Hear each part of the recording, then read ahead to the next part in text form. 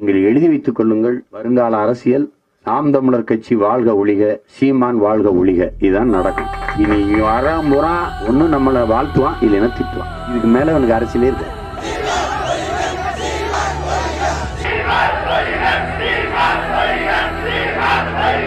நாம எதை விரும்புகிறோம் என்றால் சீமான் வாழ்க ஒழிக என்ற கோஷம் ஒழியணும். சீமான் தனி மனிதன், அவன் இருப்பான், நாளை இருக்க மாட்டான்.